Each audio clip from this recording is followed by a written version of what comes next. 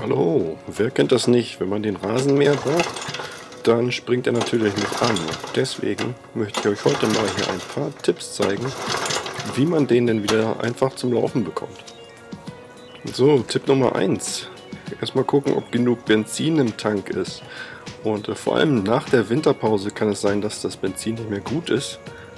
Da wäre es dann vielleicht manchmal sinnvoll, das Benzin komplett auszutauschen. So, als nächstes gucke ich hier auf die Benzinleitung, hier zwischen dem Tank und dem Vergaser. Da gibt es manchmal hier einen Benzinhahn. Da muss man einfach mal darauf achten, dass der auch geöffnet ist. Ansonsten kann da kein Benzin in den Vergaser fließen. Als nächstes gucke ich mir dann am Vergaser den Primer-Knopf an. Vor allem untersuche ich den auf vorhandene Risse und eventuell muss man den austauschen. Als nächstes entferne ich dann hier die Abdeckung zum Luftfilter.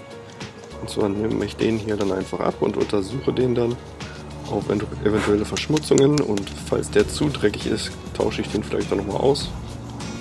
Und bevor ich den Luftfilter wieder einsetze, prüfe ich hier am Vergaser auch noch auf eventuelle Verschmutzungen und gegebenenfalls reinige ich die. So, und nun widme ich mich der Zündkerze. Dazu ziehe ich als erstes mal den Zündkerzenstecker ab und löse die Zündkerze dann mittels eines Zündkerzenschlüssels. Diese Zündkerze sieht schon sehr verkorkst aus. Die kann man jetzt entweder mit einer Drahtbürste reinigen oder man kauft sich einfach eine neue. Nun werde ich auf einen Zündfunken prüfen. Dazu verbinde ich die Zündkerze mit dem Zündkerzenstecker und lege dann Zündkerze an den Motorblock. Und wenn man nun versucht, den Motor zu starten, dann sieht man hier, dass der Zündfunke überspringt. Hier ist also alles okay. So, damit können wir jetzt die Zündkerze wieder einschrauben und wir ziehen sie dann nur handfest an.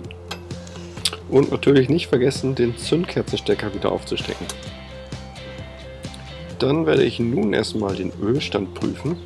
Dafür entnehme ich hier erstmal den Ölmessstab und wische ihn hier mit einem Papiertuch ab. Daraufhin stecke ich den Stab wieder komplett in den Motor hinein und ziehe dann wieder hinaus. Und dann können wir hier ablesen, wie hoch der Ölstand ist, und der sollte hier in dem schraffierten Bereich sein.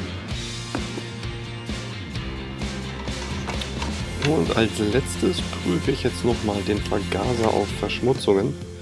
Der Vergaser hat hier unten so eine kleine Schraube, die kann man rausdrehen, und wenn man die rausdreht, dann kommt hier erstmal das Benzin aus der Schwimmerkammer.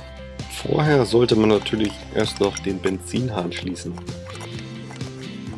So, sobald ich hier die Schraube komplett gelöst habe, nehme ich dann hier die Schwimmerkammer ab und ich schaue da mal rein, ob da dann alles sauber ist. Das sieht schon mal ganz gut aus. So. Und dann werfe ich nochmal einen genauen Blick hier auf die Schraube. Da sieht man nämlich oben und hier an der Seite, da sind so ein paar kleine Löcher. Die müssen auf jeden Fall blitzblank sauber sein. So, nachdem ich die Teile nun alle wieder gereinigt habe, baue ich die Schwimmerkammer hier wieder zusammen und öffne dann den Benzinhahn wieder.